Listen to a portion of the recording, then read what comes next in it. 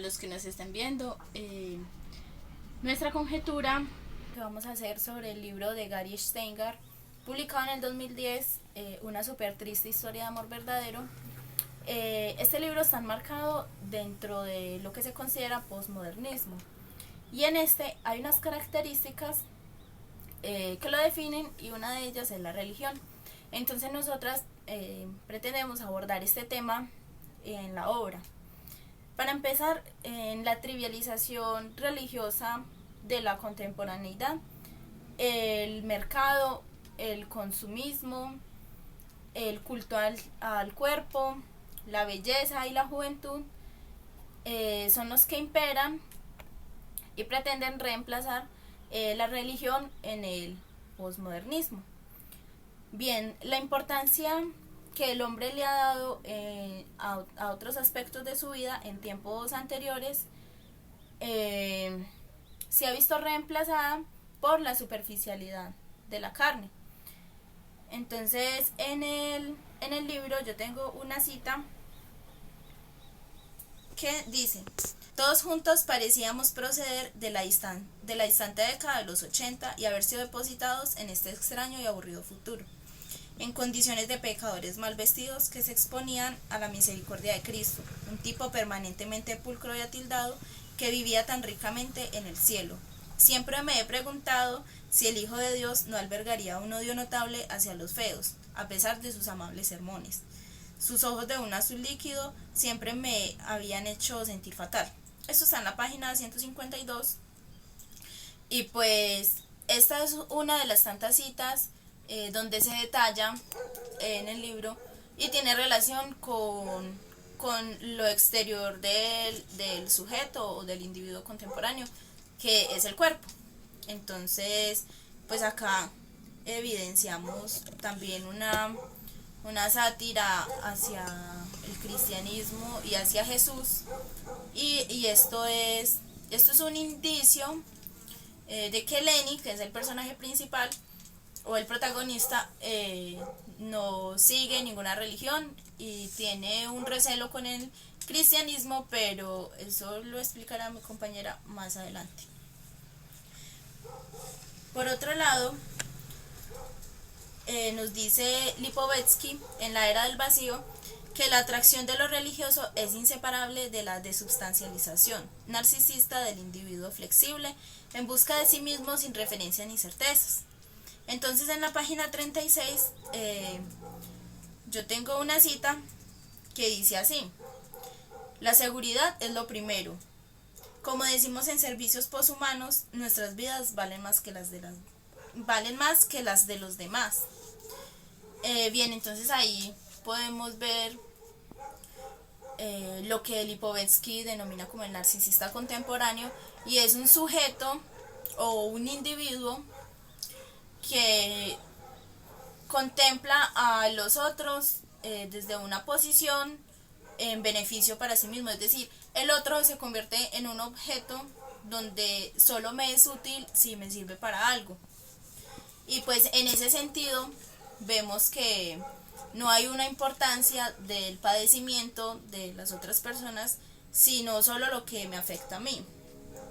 En otro punto, que están directamente relacionado con el desplazamiento de la religión en la contemporaneidad, o en lo que se le denomina también posmodernismo, es que los centros comerciales y los hipermercados han desplazado las iglesias y los templos, porque las familias consagran esos lugares todos los fines de semana o todos los domingos, como si fueran en los tiempos pasados cuando la gente iba a misa.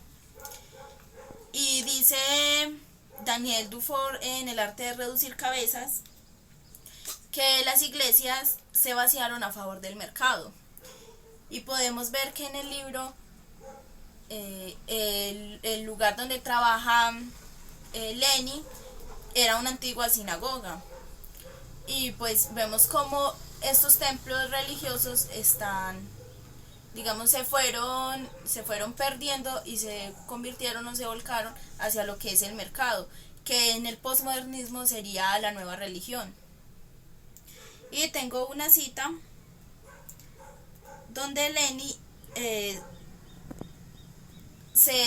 cuando Lenny ya está reconociendo, yo lo denomino así porque creo que Lenny hace una transformación en lo que transcurre en la novela, y es que él empieza siendo un ególatra y pensando solamente en su propio bienestar, pero a medida que pasa el tiempo y que él va haciendo un reconocimiento de su mortalidad y de tantos problemas que pasan en Estados Unidos en ese momento, creo que él llega a un punto en que empieza a hacer un reconocimiento, pero eso lo abordo más adelante.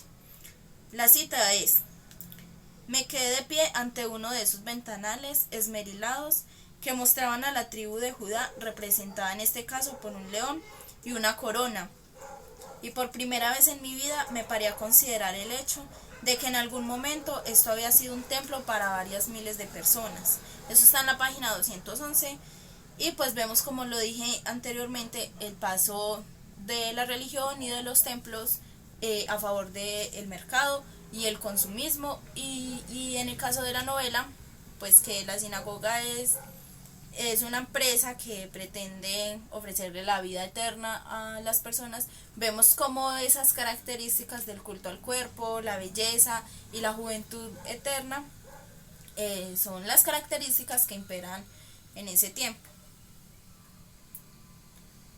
Bien, en este punto abordo lo que decía anteriormente sobre el reconocimiento que empieza a tener Lenny, y es que Heidegger habla del Dasein, que es el ser ahí o el ser arrojado en el mundo.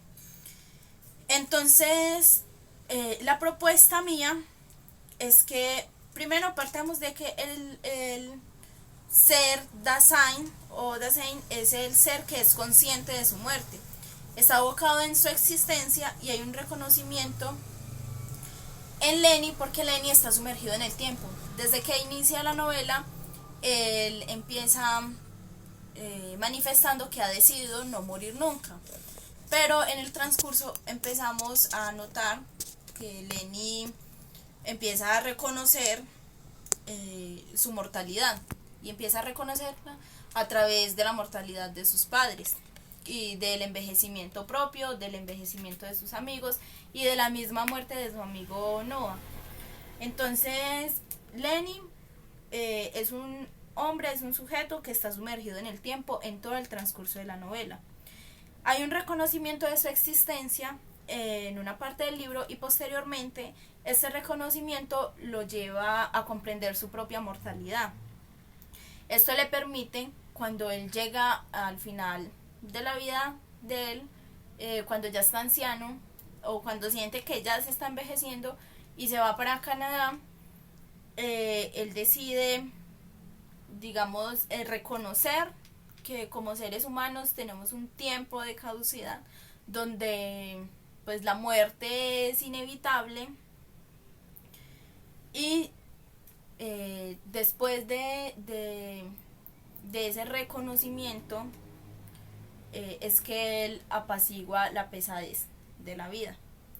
Entonces la cita que tengo es: en este punto Lenny ya estaba con planes pues de estar en Canadá, y dice: estábamos equivocados, los antioxidantes no llevaban a ninguna parte. No había manera de producir la nueva tecnología a tiempo para prevenir las complicaciones derivadas de la aplicación de la vieja. Nuestra guerra genocida contra los radicales libres acabó siendo más dañina que útil, pues nos cargamos el metabolismo celular y le robamos el control al cuerpo. Esto está en la página 269, y vemos que él hace una reflexión sobre las ideas que tenía, ¿cierto?, sobre esa obsesión con la inmortalidad, con alcanzar digamos un cuerpo joven, a pesar de que a él en la novela siempre le recordaban que estaba viejo, que se le estaba cayendo el pelo, y esa era una angustia, el mirarse en el espejo, porque precisamente reconocía esa vejez, y eso era llevarlo a que cayera en cuenta que la mortalidad estaba vigente y le estaba llegando digamos, a él pues en el instante. Bien, y para terminar, la fragmentación que ocurre en el cristianismo, la idea de un Dios muerto y la transición de los valores indican que tanto la ética como la moral están ya sujetas al individuo, dependen totalmente del individuo, y esto es ya, es decir, el individuo está ya sin normas religiosas que lo rijan, y pues esto determina la forma en cómo el individuo contemporáneo actúa de acuerdo a su experiencia y su entendimiento del mundo. Tengo unas citas. Una es cuando él estaba pues en este evento, cuando conoció a los padres de Eunice, y dice: yo tenía ganas de levantarme y decirle a la parroquia: no tenéis nada de qué avergonzaros, sois buena gente, hacéis lo que podéis. La vida es muy difícil. Si lleváis un peso en el corazón, aquí no os lo va a quitar nadie. No os deshagáis del bien, enorgulleceos del bien. Sois mejores que ese tío amargado, sois mejores que Jesucristo. Eso está en la página 157. Y Eunice, en una conversación, dice: todo era, el reverendo Cho ha dicho esto, el reverendo Cho ha dicho lo otro, y el reverendo Cho ha dicho que está bien si papi sacó a mami de la cama tirándole de los pelos, porque Jesús siempre ama en mayúscula a los pecadores. Esta está en la página 95.